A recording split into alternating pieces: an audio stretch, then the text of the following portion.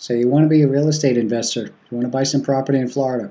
I don't blame you. It's a great place to invest. I'm going to take a couple of minutes here and review with you 8 different items that you really got to look out for if you're going to invest in property in Florida, okay? Because if you don't, if you overlook these things, one of these things, it may cost you a ton of money. So be really cautious. I'm going to go over them real fast. Number 1 is scrub jays. Scrub jay is a little bird. It's about that big. It's the size of a blue jay. It's federally protected, and these little suckers, you can't build if they're on your land, okay? There's certain areas, scrub jays go around in little packs, okay, and they live close to wetlands, and they burrow in, they live in the scrub and all that sort of stuff. I don't know a whole lot about them. All I know is they're pesky little creatures that if they get on your property is useless, okay?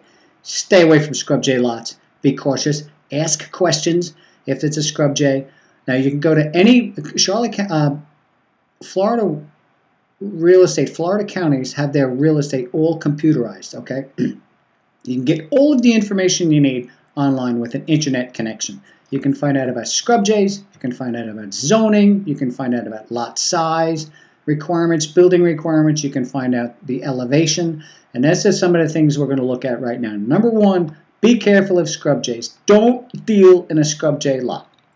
I'm referring to my notes here. I'm going along. Number 2, swampland. There are still swampland scams in Florida.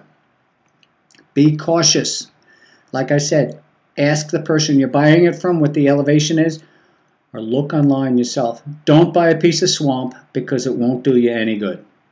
Tax deed lots. This is a big one for me. You may think you're getting a good deal on a piece of property because you got it from a tax auction, or you're buying it from someone that got it at a tax auction. Stay away. Tax deed lots, the dirty little thing here is it takes about 4 years to get a good title on a tax deed lot, okay? And it costs $3,000 to $5,000 to get that good title. Now that's because the county, what happens is a person doesn't pay taxes on their land, the county takes the land back and auctions it off and issues a tax deed to the property. Well, a tax deed isn't clear title. And a title company has to go through a lot of work, or an attorney has to go through a lot of work in order to get title clear for a title insurance company to insure it.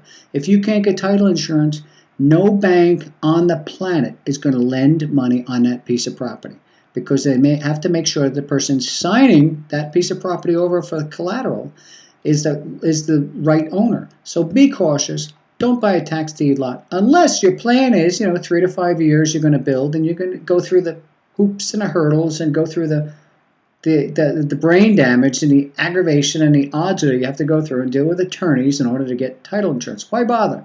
There's way, way, way too many good deals out there. Number 4, lot access. Make sure the property has good access, okay? Maybe make sure it has a road or a driveway to it. A friend of mine bought a 100-acre tract down by Burnt Store in Charlotte County. He didn't think about he got a really good deal on it. He's so excited about the deal that he didn't think about access to the property. He couldn't get to it. He had to buy a driveway from the neighboring owner that had the property between the road and his. It cost him a fortune. Be cautious. Make sure you have lot access, okay? You have a driveway to it. Like I said, you can see all that stuff online on any county website, okay? Or you can even punch in the address, for crying out loud, on Bing or on Google Maps and Google Earth, and you can see it. The next one is lot size. This one here is a little tricky. You've got to ask what the building requirements are for the lot size. For the most part in Florida, it's 10,000 square feet. That may be 80 by 125, maybe 100 by 100. For the most part, as a rule of thumb, it's 10,000 square feet. Anything that's less than that, you're going to need 2 lots. In areas like Cape Coral, you need 2 lots in order to build because the lots are 6,000 square feet, okay? There's another area in Charlotte County called Tropical Gulf Acres. Great area, nice area. 6,000 square foot lots. You need 2. So you may think you're getting a deal on a lot, but it's too small to build. You need 2 of them. So be cautious. Ask the questions about the lot size. The next one is, real estate taxes. With the recent decline in prices, many people will sell the property and they'll leave the taxes there where you have to pay the back taxes. Well, you'll find a lot of these deals online, like on eBay or on Craigslist. It sounds like a really, really good price. You're going to buy this thing. But the dirty little secret is you got to pay the back taxes the last 2 or 3 years. Be cautious, because taxes 4 years ago were a lot more than taxes are now, and you could be in for a real rude awakening. You're buying a piece of land for, you think, 25 cents on a dollar. You're going to triple the price because you have to pay back taxes. Be cautious. The next one is liens. Liens can stay on the property. If you're buying it from a property owner or someone that's flipping a contract or something else like that, an unlicensed scoundrel, so to speak, you could buy a property and unknowingly have liens attached to that property. That's why it's always a good idea to use a title company, licensed and bonded title company, or go through a licensed real estate professional who's going to insist on using a licensed and bonded title company or an attorney to close the deal. Because you don't want to buy a piece of property, think you're going to get a good deal, and have a tax lien on it, for crying out loud. And if anyone doesn't answer the questions, if they're evasive on it or whatnot, run. You don't need it. Make sure the property has no liens on it. Liens are encumbrances. The next one is utilities. Okay, number 8 is the utilities. Make sure the property has utilities. I'll tell you what happened years ago, back in the 50s. It's this company called General Development. We call it GDC. We had all sorts of subdivisions going all over Florida. And they cut down the trees, they leveled the properties, they subdivided them, they put the roads in, but they didn't put the utilities because they wanted the roads in so that people could drive down the road and look. And as they sold the properties off, they would put in the utilities. Well, the economy turned, General Development went bankrupt.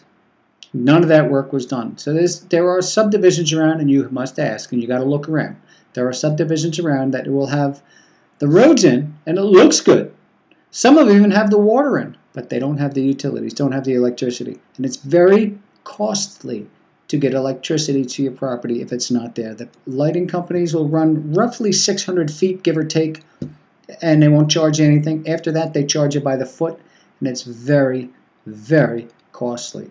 So be cautious. There's 8 things you should look out for. Now, up on this page here somewhere, there is a sign-in sheet if you'd like. Give me your name and your email address, and I'll rush you this report in print form where you can read it, you can print it out, highlight it, or whatnot, and it goes into a lot more detail than what I just went over with you on the video. So you want to take a look and get your report, and if you want a piece of land, give me a call. I'll be happy to help you out. I only deal in good deeded properties, okay, good title properties. I don't deal in swampland or anything else like that, of course. I'm a licensed real estate professional. I have a Florida real estate broker. My license is hung with the state. Everything is above board. I deal with licensed and bonded title companies only. So if you'd like a piece of property, take a look around the website and see what I have. Or if you have any questions, please feel free to call me, contact me, email me, whatever, and I'll help you out. I want you to buy a nice piece of property in Florida and be very happy with your investment. There is 8 things you should look out for, and good luck with your investing.